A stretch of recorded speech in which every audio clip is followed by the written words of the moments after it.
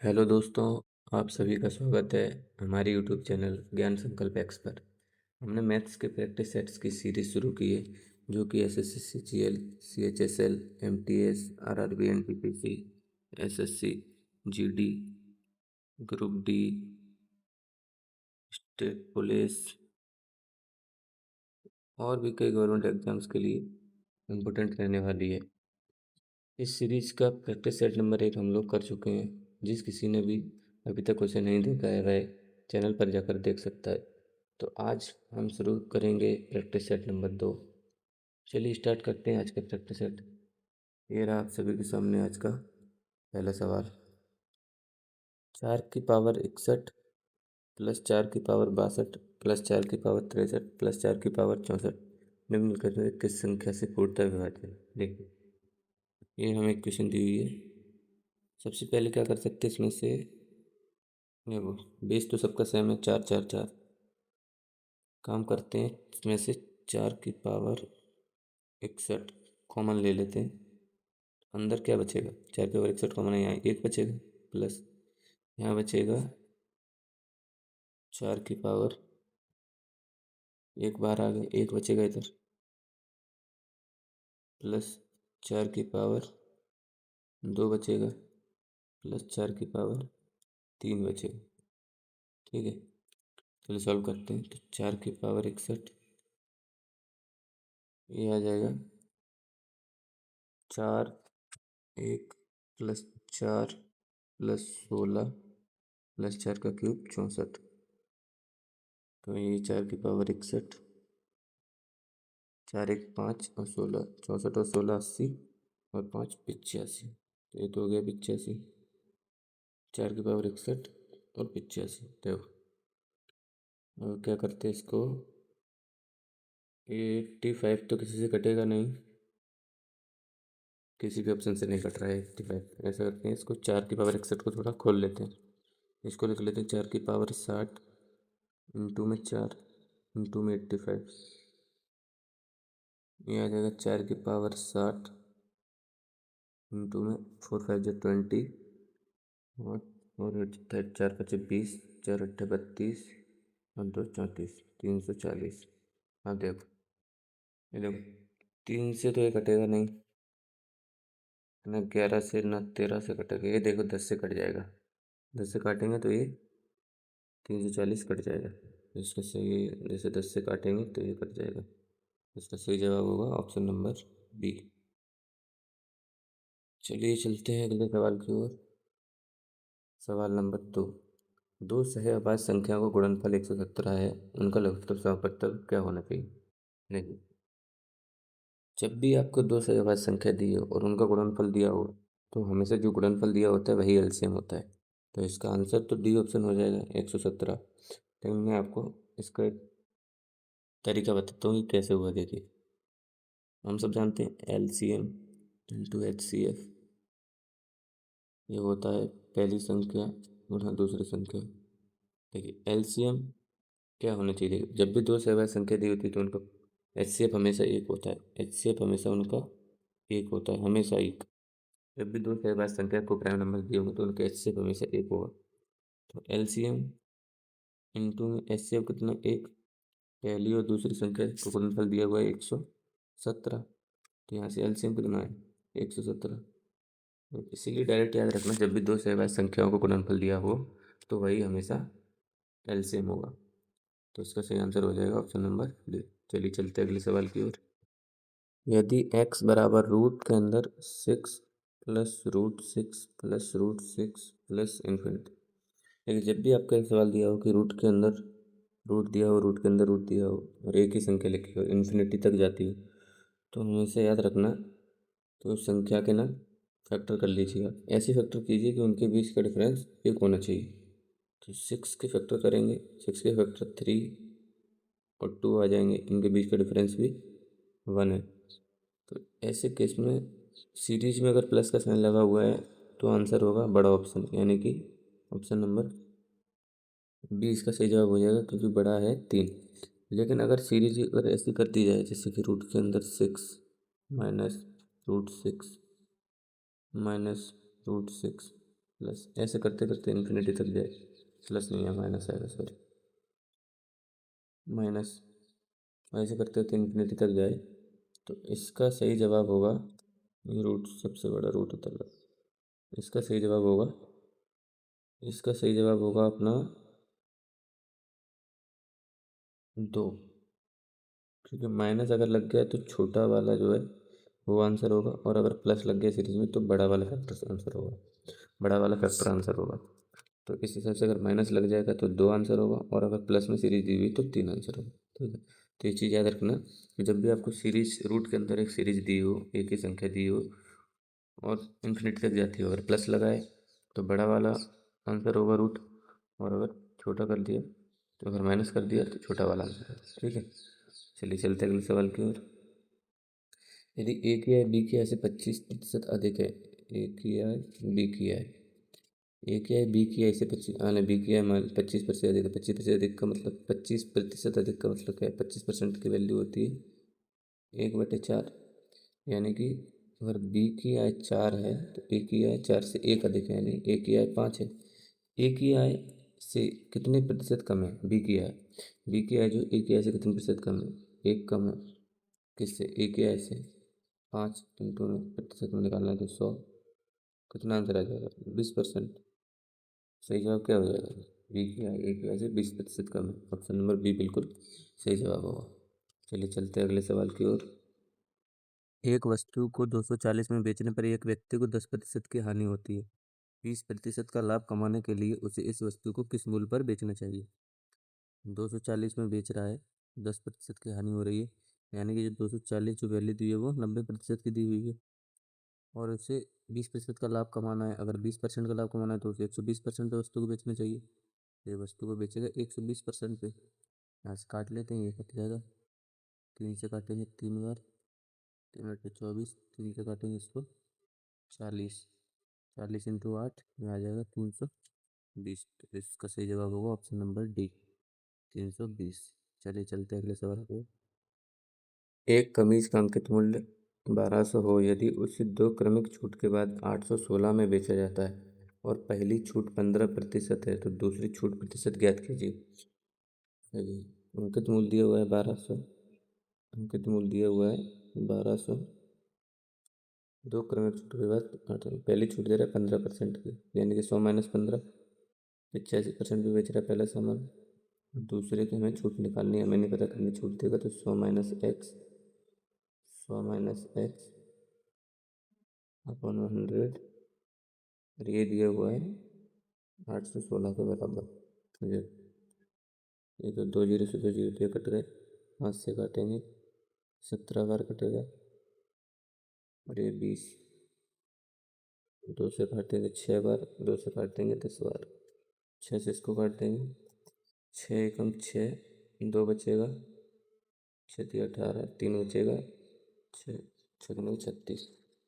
ठीक है, 17 से काट देंगे इसके तो 8 बार कट जाएगा, तो 100 - x जो है वो आ गया 10, और 8, 10 × 8 यानी कि 80, तो x यहाँ से आ जाएगा 100 - 80 यानी कि 20।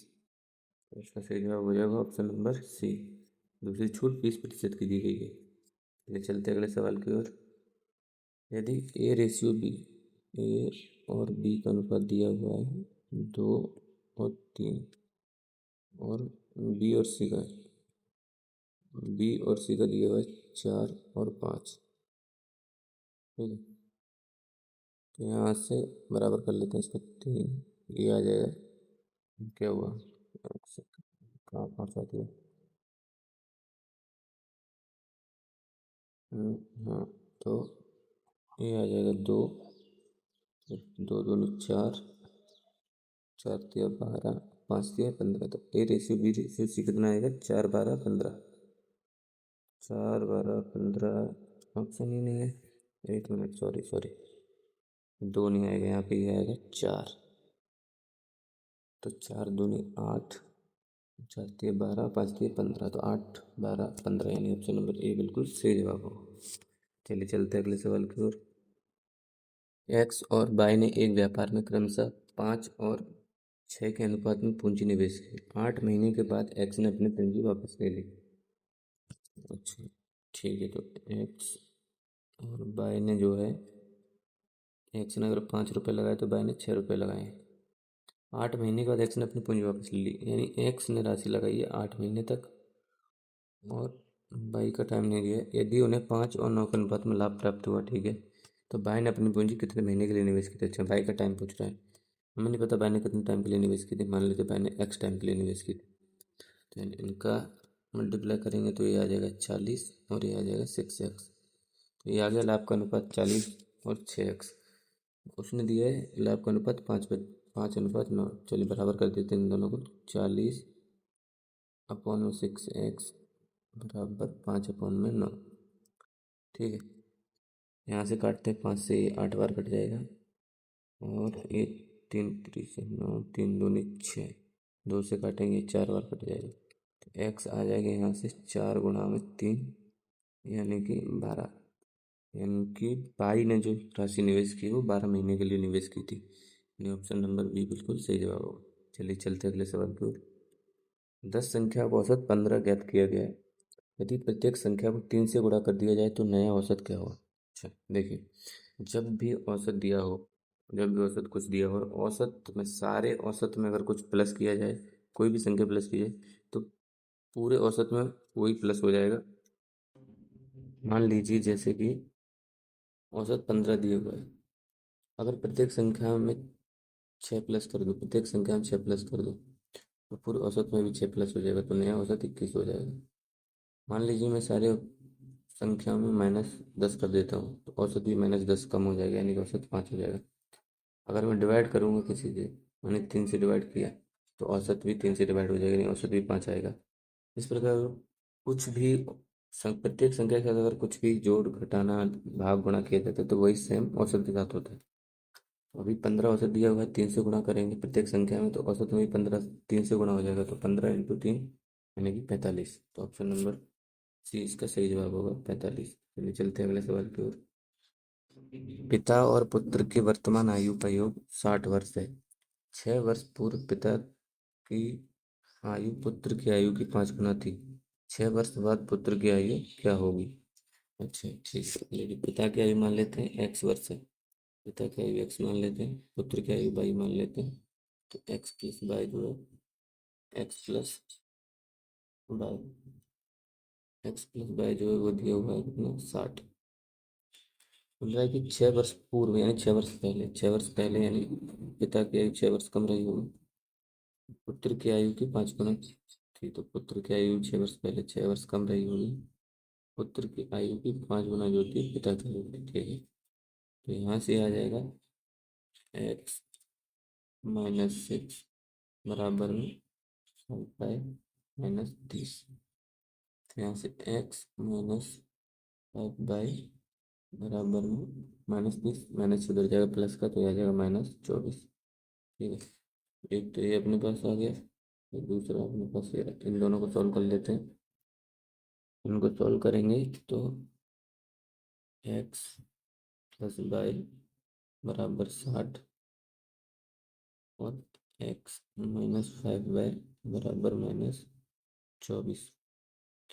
एक्स बराबर दिया हुआ है, तो यहाँ ये प्लस में ये माइनस हो जाएगा, ये माइनस प्लस हो जाएगा, ये माइनस प्लस हो जाएगा, x कट जाएगा, 5 बाई और बाई ये हो जाएगा 6 बाई, तो ये आ जाएगा 60×20=84। यहाँ से बाई आ जाएगा, 6 से काटेंगे तो 6 बचेगा, 6×2 = 24। 6 वर्ष बाद पुत्र की आयु पूछी है। वर्तमान में पुत्र की आयु कितनी आई है, 14 वर्ष। तो बाई पुत्र की आयु मानी थी, एक्स पिता की आयु मानी थी, बाई 14 है, यानी कि वर्तमान में पुत्र की आयु आई है 14 वर्ष। लेकिन 6 वर्ष बाद पूछ रहा है, यानी कि 6 से प्लस कर देंगे तो क्या आ जाएगा, 20 वर्ष। तो 6 वर्ष बाद जो पुत्र की आयु होगी वो होगी 20 वर्ष। इसका ऑप्शन नंबर बी बिल्कुल सही जवाब होगा। चलिए चलते हैं अगले सवाल की ओर। एक एक कार्य को 12 दिनों में और बी उसे 18 दिनों में पूरा कर सकता है। ए कोई काम कर रहा है 12 दिनों में और बी कर रहा है उसी काम को 18 दिनों में। ठीक है, तो पहले तो इन दोनों का एलसीएम ले लेते हैं। 18 और 12 का एलसीएम आ जाएगा 36।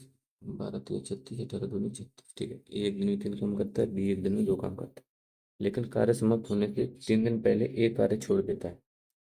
लेकिन जब भी ऐसा सवाल आए कि कार्य समाप्त होने से पहले ए ने काम छोड़ दिया, बी ने काम छोड़ दिया, तो ऐसा करिए उनसे काम करवा लीजिए। यानी अगर जैसे ए ने इसमें काम छोड़ा 3 दिन पहले, तो ए से 3 दिन का काम करवा लीजिए।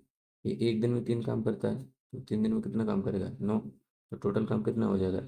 36 काम था। 3 दिन पहले काम छोड़ता है तो 3 दिन का काम करवा लिया।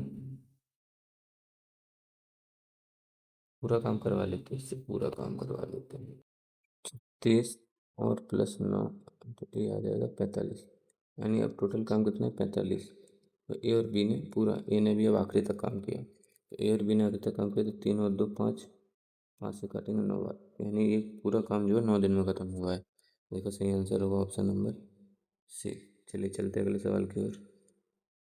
नल ए किसी हौज को 20 मिनट में भर सकता है। ए जो है ए जो है ए जो है इसको 20 मिनट में भर सकता है। 20 20 मिनट में भर सकता है, जबकि नल बी इसमें 5 लीटर प्रति सेकंड बाहर निकालता है। बी जो है, देखो बी जो है 5 लीटर प्रति सेकंड बाहर निकालता है। 5 लीटर 1 सेकंड में निकालता है, तो 1 मिनट में कितना निकालेगा? 60 से मल्टीप्लाई कर देंगे तो ये 300 लीटर पर मिनट निकालेगा। 300 लीटर पर मिनट निकालेगा, पर मिनट। ठीक है।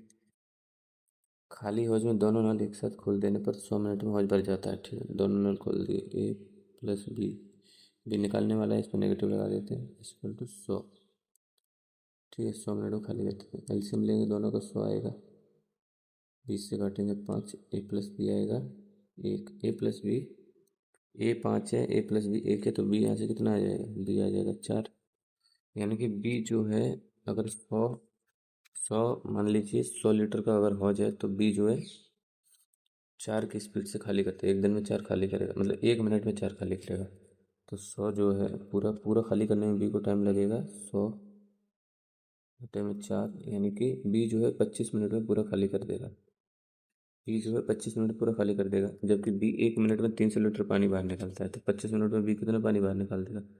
300 × 25, मेरा आंसर आ जाएगा 7500। तो टंकी कितने लीटर की है? हौज की क्षमता कितने की? हौज की क्षमता है 7500 लीटर, यानी कि ऑप्शन नंबर बी बिल्कुल सही जवाब। अगले सवाल की ओर चलते हैं। अपनी सामान्य गति की 3/4 गति से चलने पर एक व्यक्ति अपने कार्यालय सामान्य समय से 20 मिनट देरी से पहुंचता है, उसका सामान्य समय क्या है? देखिए, जब भी दूरी बराबर दी हो, देखिए फॉर्मूला तो आपको पता ही होगा, चाल बराबर दूरी बटे समय होता है। दूरी बटे समय, जो दूरी बराबर दी है, दूरी बराबर दी है, तो चाल और समय एक दूसरे के इनवर्सली प्रोपोर्शनल होंगे, यानी कि व्युत्क्रमानुपाती होंगे। तो जो चाल का अनुपात होगा उसका उल्टा ही समय का अनुपात होगा। तो यहाँ पर व्यक्ति कार्यालय से ऑफिस जा रहा है, तो कार्यालय से ऑफिस एक फिक्स दूरी है, निश्चित दूरी दी हुई है। तो जब दूरी फिक्स है तो चाल और समय का अनुपात विपरीत कर देंगे। तो अपनी सामान्य गति की 3/4 से, यानी कि अगर पहले 4 से चलता था, अब 3 से चलता है, तो अपने कार्यालय सामान्य समय से 20 मिनट देरी से पहुंचता है। यानी अगर ये चाल का है, चाल का अनुपात दिया हुआ है, ये चाल दी है, और दूरी समय, समय का यहाँ से क्या हो जाएगा? समय हो जाएगा यहाँ से, ये 3 हो जाएगा और ये 4 हो जाएगा। ठीक है, यहाँ पर इसको ऐसे लिख लेते हैं। ये चाल दी हुई है, यहाँ पर 4 थी और 3 थी। ठीक है, तो 3 और 4 हो गया, तो 20 मिनट देरी से पहुँचता है। देखिए समय कितना, हमारे हिसाब से 1 मिनट देरी से पहुँचता है, उसके हिसाब से 20 मिनट, तो एक की वैल्यू 20। तो पूछ रहा है कि उसका सामान्य समय, सामान्य समय यानी जब वो 4 की स्पीड से चलता था तब वो 3 मिनट में पहुँचा जाता है या 3 मिनट में पहुँच जाता था। तो अभी 20, एक की वैल्यू 20, तो 3 की वैल्यू कितनी आ जाएगी? 60। इसका आंसर सही होगा ऑप्शन नंबर बी। अगर वो पूछता, अगर वो ऐसे पूछता कि देरी से पहुंचता है तो वो कितने समय में, मतलब जो दूसरा वाला अगर पूछता कि कितनी देरी से पहुंचता है, तो देर से पहुंचने वाला समय कितना है, तो देर से पहुंचने वाला समय होता 4। ठीक है, तो 4 का गुणा 20 में करते तब 80 मिनट आता। ठीक है, तो अभी तो उसने सामान्य समय पूछा है, तो सामान्य समय आ जाएगा 3 × 20 यानी कि 60 मिनट। ठीक है, चलते हैं अगले सवाल की ओर। 150 मीटर लंबी एक रेलगाड़ी 36 किलोमीटर प्रति घंटा की चाल से चलते हुए एक टेलीग्राफ खंभे को पार करने में कितना समय लेगी? 150 मीटर लंबी रेलगाड़ी 36 किलोमीटर प्रति घंटा, तो पहले तो इसको किलोमीटर प्रति घंटा को मीटर पर सेकंड में बनाएंगे, तो 36 इंटू में 5/18, 18 से कटेगा 2 बार, 18, 18 को काटेंगे तो 18 2 5 दूनी 10, यानी कि 10 मीटर प्रति सेकंड, 10 मीटर प्रति सेकंड आ गई टेलीग्राफ की। ठीक है, स्पीड इक्वल टू डिस्टेंस, यानी चाल बराबर दूरी बटे समय होता है। चाल कितनी है? 10, दूरी कितनी है?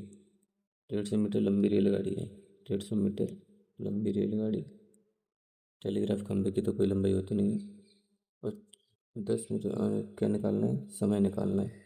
चल बराबर दूरी बटे समय, समय यहाँ से आ जाएगा, ये तो कट जाएगा, 15 सेकंड, यानी कि रेलगाड़ी है टेलीग्राफ खंभे को पार करने में 15 सेकंड का समय लेगी। तो इसका सही जवाब हो जाएगा ऑप्शन नंबर बी। चलते अगले सवाल की ओर। एक नाव धारा के अनुकूल 24 किलोमीटर की दूरी 4 घंटे में तय करती है। धारा के अनुकूल यानी कि बोट प्लस स्ट्रीम, यानी कि धारा, धारा के अनुकूल यानी प्लस करना है।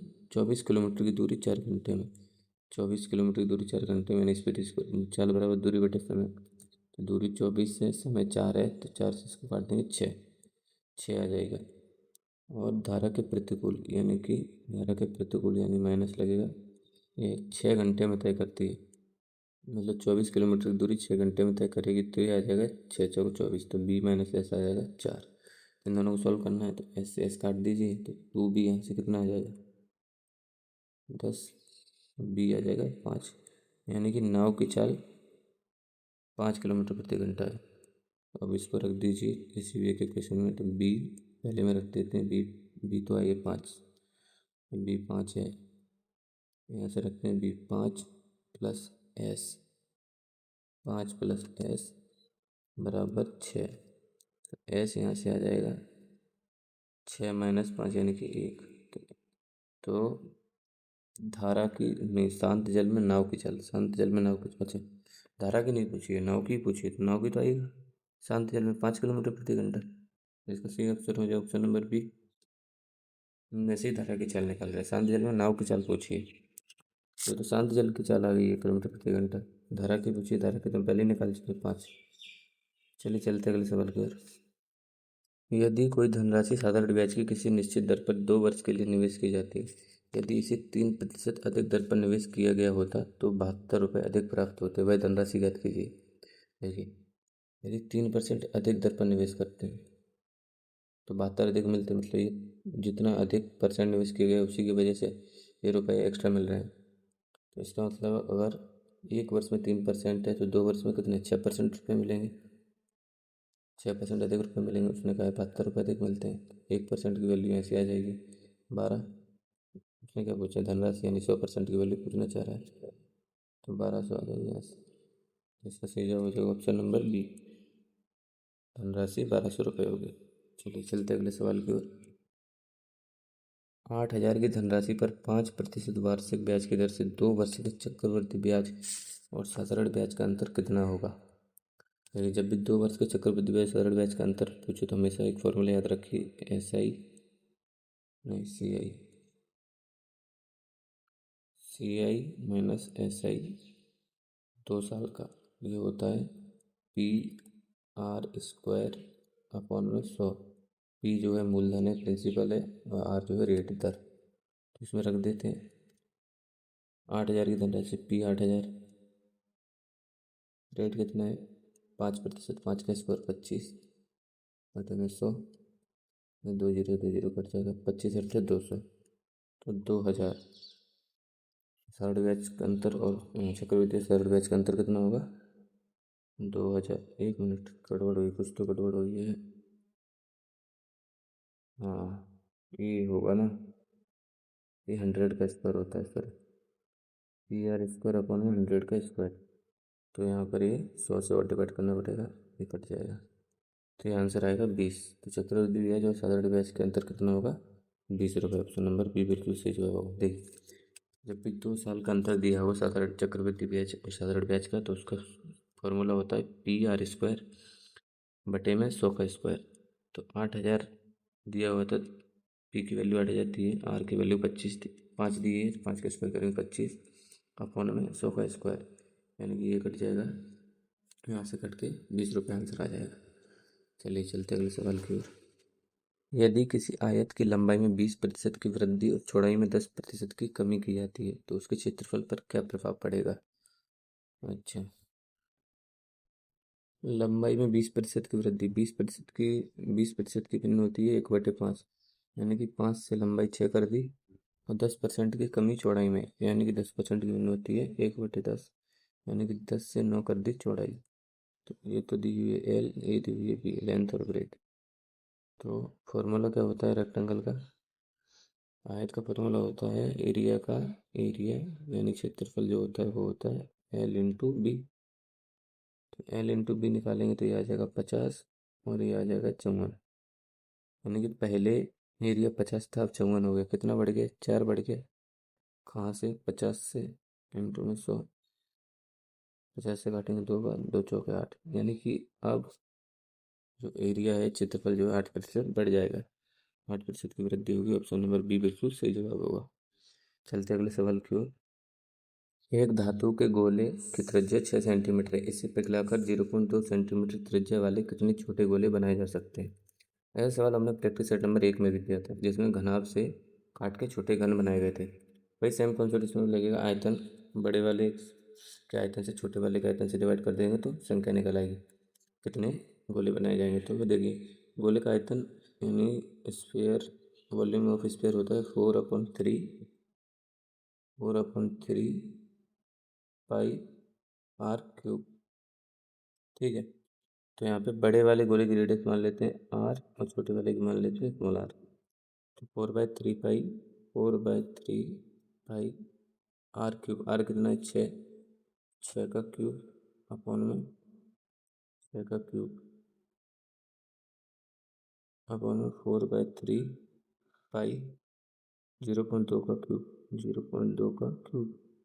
देखिए, 4/3 पाई तो 4/3 पाई कट जाएगा, ये आ जाएगा 6 इंटू में 6 इंटू में 6, ये आ जाएगा 0.2, 0.2, 0.2 इंटू में 0.2 इंटू 0.2, पॉइंट हटाएंगे तो ऊपर आ जाएगा 1000। 1 2 3, तो 2 से काटेंगे 3 बार, 2 से काटेंगे 3 बार, ये भी 2 से काटेंगे 3 बार, 3 तरफ में होती है 27। तो ये 27 और 1000, कितने छोटे गोले बनाए जा सकते हैं? 27,000। तो ऑप्शन नंबर बी बिल्कुल सही जवाब होगा। चलते हैं अगले सवाल की ओर। यदि एक्स प्लस 1/x 3 है तो x² + 1/x² का मान क्या होगा? देखिए, जब भी ऐसा कुछ सवाल दिया हो और स्क्वायर करके पूछा हो तो हमेशा जो आंसर दिया हुआ है x+1/x कितना 3 दिया हुआ है, तो उसका स्क्वायर कीजिए, यानी 3 का स्क्वायर कीजिए और उसमें से 2 घटा दीजिए, यानी कि 9 - 2, तो सही आ जाएगा 7। 7 आंसर आ जाएगा। देखिए ये कैसे आया, ये क्या है? x+1/x। अब इसका तो मेथड तो ये होता है, देखिए मेथड बताता हूँ कैसे आता है ये।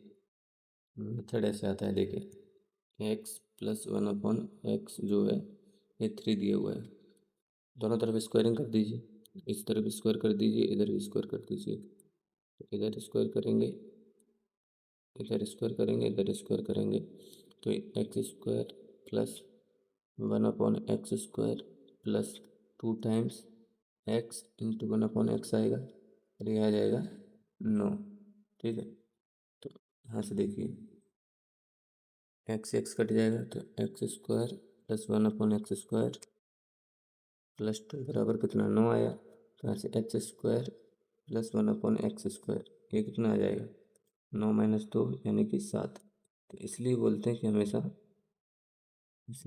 कि जब भी ऐसा कुछ दिया हो, x+1/x करके कुछ दिया हो और उसको स्क्वायर में करके पूछा हो, तो जो संख्या दी हुई है उसका स्क्वायर करके उसमें से 2 घटा दीजिए, क्योंकि देखिए इसमें भी ये देखिए 9 आया, स्क्वायर करके 3 का स्क्वायर करके 9 ही आया और कितना घटा है 2, तभी 7 आया। इसलिए अब डायरेक्ट याद रखिए कि जब भी ऐसा सवाल दिया हो तो उसका स्क्वायर करके उसमें से 2 घटाना है।